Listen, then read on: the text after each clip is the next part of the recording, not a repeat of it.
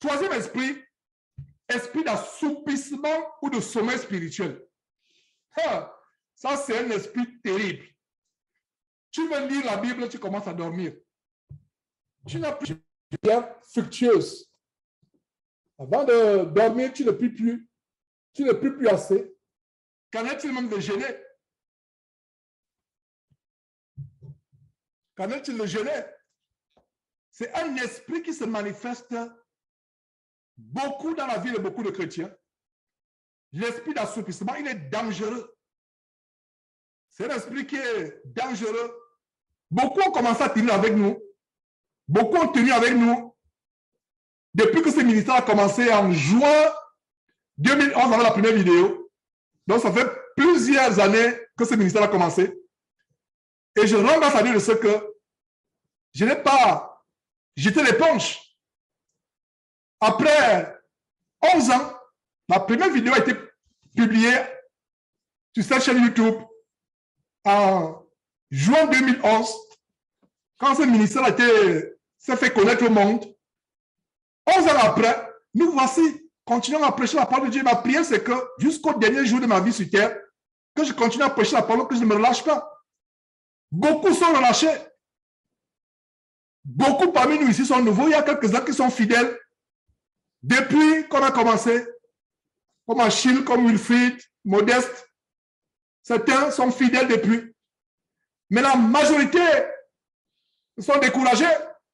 La majorité sont retournés à ce qu'ils ont vomi. À cause de quoi? À cause de l'esprit d'assoupissement. L'esprit d'assoupissement nous amène à retourner en arrière, à ce qu'on a vomi. On ne trouve plus de plaisir à l'évangile. On ne trouve plus. Vraiment, ça fait longtemps que je ne fais plus des émissions d'énonciation. C'est exactement le dimanche là, ça nous fatigue. Nous, on veut voir quelque chose de chaud. On veut voir le show, on veut voir l'action. On veut voir l'énonciation. Non. Vous devez écouter la parole de Dieu qui délivre, qui affranchit.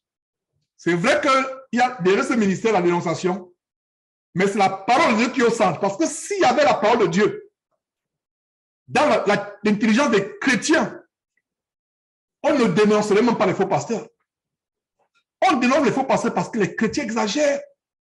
Comment vous pouvez croire à des bandits comme celui qui est venu annoncer que Marine Le Pen sera présidente en 2022, c'est elle qui va gagner l'élection. Et un commentaire que quelqu'un a publié, le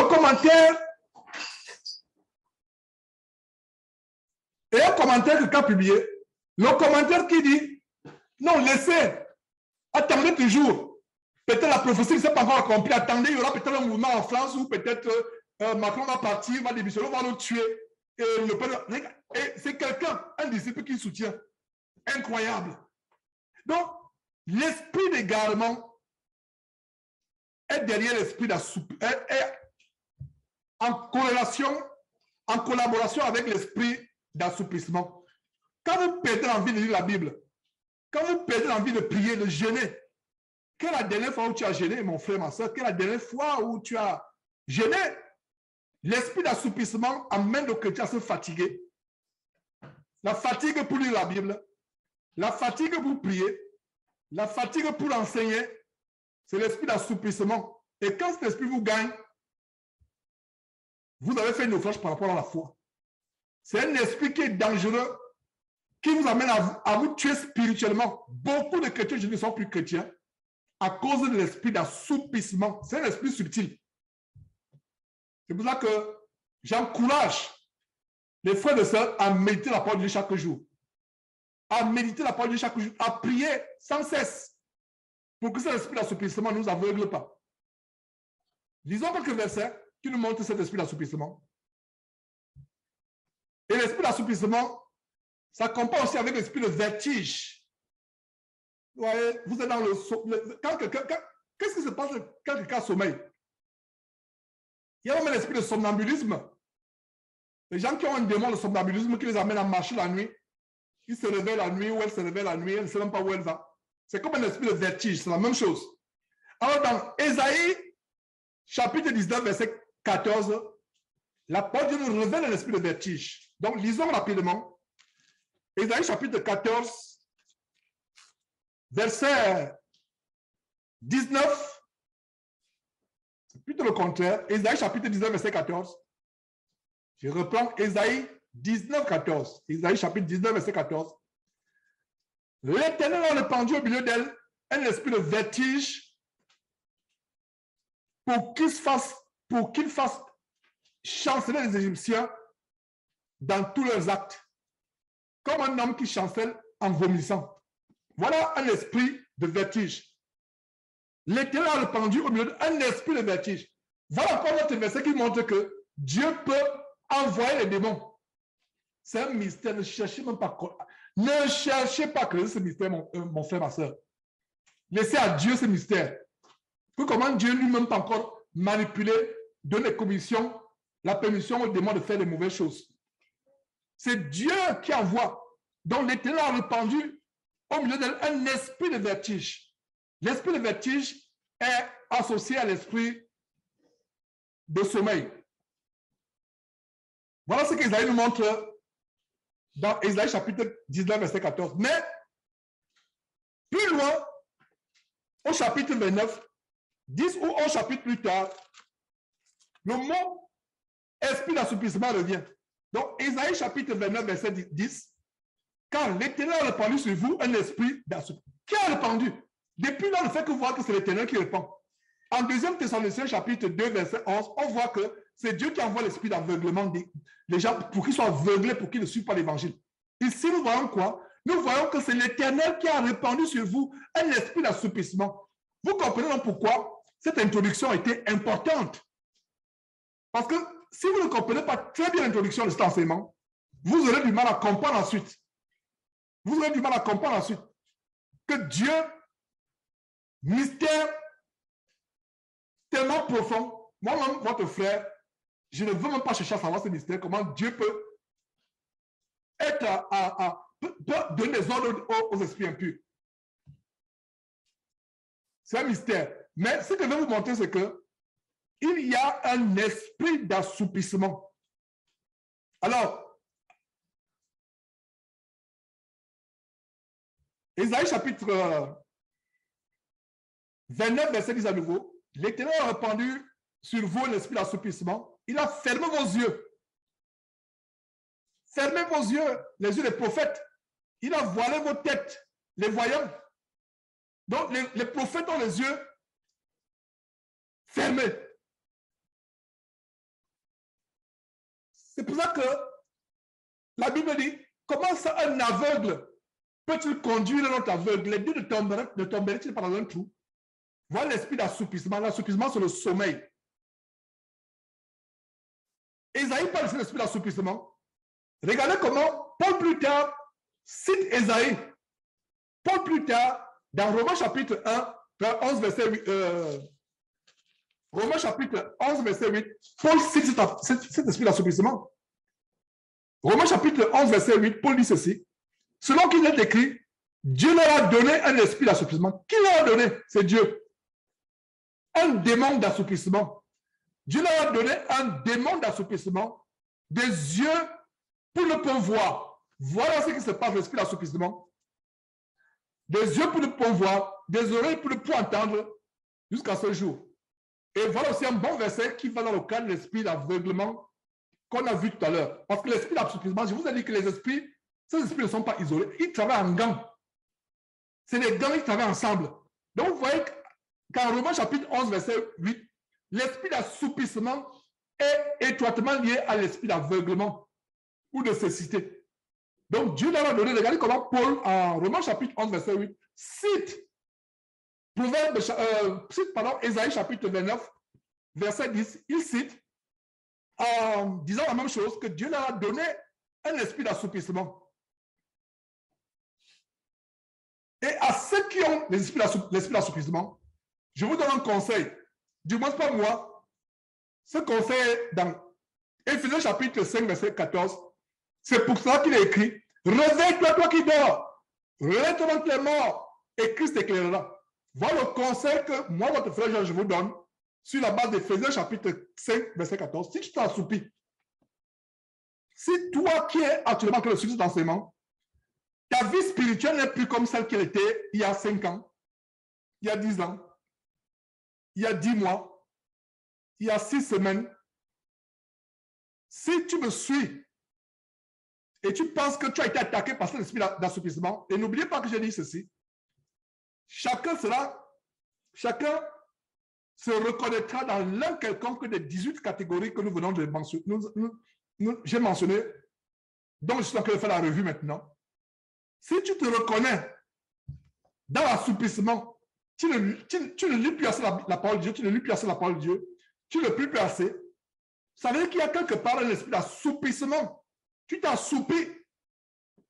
Et quel est le message que je donne par rapport à cet assouplissement? Ce message sur la base d'Éphésiens chapitre 5, verset 14. C'est pour cela qu'il est dit, réveille-toi, toi qui dors, lève ton oncle mort, pour que Christ éclaire à nouveau. Ma soeur, réveille-toi. Mon frère, réveille-toi. Et regardez comment cet esprit d'assouplissement s'est manifesté dans le livre de Actes. C'est par là où je vais terminer la section sur l'esprit d'assouplissement. Regardez comment il s'est manifesté. En Actes chapitre 20, et cet esprit a entraîné la mort physique d'un frère en Christ nommé Eutychus. Mais par la grâce de Dieu, Paul l'a ressuscité. Donc, conclusion, par rapport à ce verset, l'esprit d'assouplissement peut entraîner la mort physique même, la mort physique. Non seulement la mort spirituelle, mais la mort physique. Donc, regardez comment l'esprit d'assouplissement a entraîné la mort physique du jeune Eutychus. Mais Dieu a eu miséricorde de lui. À cause de Paul, il a été ressuscité. Alors, qu'est-ce que nous voyons à chapitre 20? À partir du verset 8, Paul prêchait un jour. Il a prêché jusqu'à tard dans la nuit. Il y avait beaucoup de lampes, verset 8, Acte chapitre 20, verset 8. Il y avait beaucoup de lampes dans la chambre haute où ils étaient assemblés. Or, un jeune homme, notez très bien que c'est un jeune homme, nommé Eutychus, qui était assis sur la fenêtre, s'endormit profondément pendant le long discours de Paul, entraîné par le sommeil. Il tomba du 3e étage en bas et il fut relevé mort. Et vous voyez par la suite que Paul est descendu. Paul, par la grâce de Dieu, a ressuscité le jeune frère Eutychus. Et il est revenu à la vie. Et le miracle, c'est qu'il est tombé du 3e étage. Il n'est pas dit qu'il est revenu à la vie ayant les membres cassés. Parce que si vous tombez du 3e étage, et voilà un détail qui montre qu'à l'époque, il y avait des maisons en étage. Ce n'est pas aujourd'hui. Donc, les gens ont l'idée que autant le Paul, il y avait les huttes, les tentes. Non, il y avait les maisons en étage, 3e étage. Et quelqu'un qui tombe du 3e étage, même s'il ne meurt pas, il aura des fractures. Mais la Bible ne dit pas qu'il est monté, il est remonté en boitant, en ayant les membres cassés. Non. Donc, c'est un double miracle. Premier miracle, il revient à la vie. Deuxième miracle, l'impact de la chute au sol, certainement a cassé ses os, mais quand il est remonté, tout est reconstitué. Voilà comment je comprends ce récit. Alors, l'esprit d'assouplissement, combien de personnes dormaient? Eutychus seul. Est-ce que les autres n'étaient pas fatigués? Parce qu'il n'est pas dit que plusieurs dormaient. Et non seulement il dort, il a l'impudence d'aller dormir au bord de la fenêtre. Il est tombé. Donc l'esprit d'assouplissement peut t'entraîner à la mort. Beaucoup de chrétiens sont morts parce que quand tu es en communion avec Dieu, tu as la protection de Dieu. L'esprit d'assouplissement fait que tu ne lis plus assez. Tu ne lis plus assez la parole de Dieu. Ta vie n'est plus conforme à la parole de Dieu. Donc, toi, tu t'es loin de la protection de Dieu et vois la mort. Donc, l'esprit d'assouplissement entraîne la mort. Voilà la démonstration que je suis en train de donner à la lumière des Écritures. Que l'esprit d'assouplissement peut tuer. Donc, quand tu t'assoupis là, fais attention. Le diable sait que tu as échappé une fois. Quand tu t'es motivé, quand tu as reçu le Seigneur avec passion, le diable voyait comment tu étais chaud, chaude, jeûnant, priant, partageant la parole de Dieu, communiant avec les frères. Alors, qu'est-ce qui se passe? Quand il voit que tu commences à t'assoupir, il veut te frapper pour que tu meurs dans ton assoupissement, dans ton péché, pour que tu aies un enfer. Laissez-moi vous dire que l'assouplissement est dangereux. très très dangereux, l'esprit d'assoupissement est dangereux. Et il entrait la mort. Voilà quelqu'un qui est mort. Pourquoi il dormait? Parce qu'à un moment, la parole de Paul devenait ennuyante. Qui peut dormir? Pour ceux d'entre vous qui par le passé suivaient les séries romantiques brésiliennes à la télévision, Isaura et autres, les flammes de l'amour, les feux de l'amour à l'époque. Mes frères, emportés par la passion du monde, vous suivez ces choses-là. Regardez les matchs de football. Qui peut dormir quand le Cameroun joue? Imagine qu'au Cameroun joue la finale de la Coupe du Monde pour la première fois. Les passionnés, personne ne va dormir. Même si le match est tellement long qu'on va prolongation après prolongation, prolongation après prolongation, le match dure 4 heures, 5 heures, 10 heures. Aucun Cameroun ne va dormir. Donc, quand vous commencez à dormir, ça veut dire que vous avez perdu la passion pour la parole de Dieu. Si tu es fatigué en écoutant cette parole, c'est qu'il y a un problème. Les gens du monde peuvent écouter les choses du monde des heures, la musique à longueur. Regardez les gens qui font dans les boîtes de nuit. Certains parmi nous le faisaient par le passé, avant d'être convertis. Tu vas à 20 heures, tu sors de la boîte de nuit à 10 heures. Tu sors à 10 heures, il n'y a pas de sommeil. Pourquoi? Or, quand il y a les veillées de prière, la veille commence à 20 heures, 22 heures, 23 heures, les gens commencent à sommeiller lors de la veillée de prière. Mais dans les boîtes de nuit, pourquoi ne dormez pas? Posez-vous la question pourquoi ne pouvez pas dormir? Parce qu'il y avait la passion. Parce que notre cœur était là. On était passionné. Donc, si tu dors pendant un enseignement, ça veut dire qu'il y a l'esprit d'assoupissement. Tu as perdu l'intérêt par rapport à la parole de Dieu. Tu as perdu la passion. Et c'est comme ça que l'esprit d'assoupissement se manifeste. Quand tu as perdu l'intérêt avec la parole de Dieu, l'esprit d'assoupissement se manifeste. Petit à petit. Petit à petit. C'est pour ça qu'il a dit, relève-toi, toi qui dors. Réveille-toi. Relève-toi, toi qui dors, pour que Christ éclaire. Relève-toi. Parce que si tu ne te relèves pas, le diable pourra te conduire à la mort physique. Il n'est pas dit que Eutychus dormait comme les autres. Il était le seul à dormir. Il s'est beaucoup, regarde la Bible dit quoi? Il y avait beaucoup de lampes. S'il y avait beaucoup de lampes, ça veut dire que c'est une assemblée importante. Beaucoup de lampes. Si vous êtes 2 ou 3, vous n'avez pas besoin de beaucoup de lampes, n'est-ce pas? Donc, c'était beaucoup de personnes qui étaient assemblées à la chambre haute.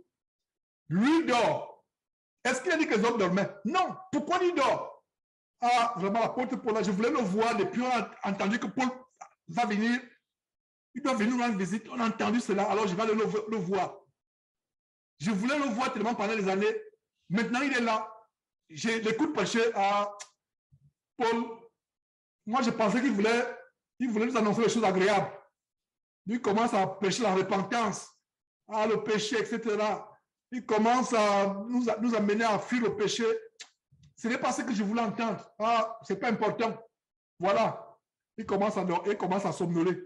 Il commence à somnoler et profondément endormi, le voilà. Il tombe mort. L'esprit d'assoupissement l'a entraîné à la mort physique. L'esprit d'assoupissement entraîne la mort physique. Il fut entraîné par le sommeil. Il y avait l'esprit d'assoupissement qui était derrière.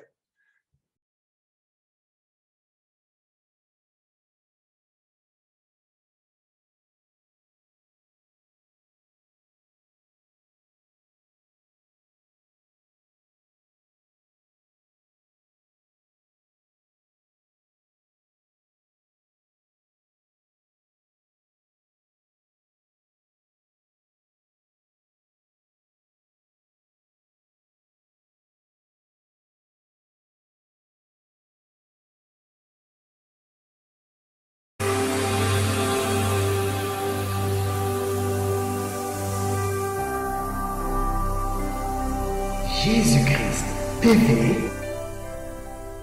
vous connaîtrez la vérité et la vérité vous affranchira.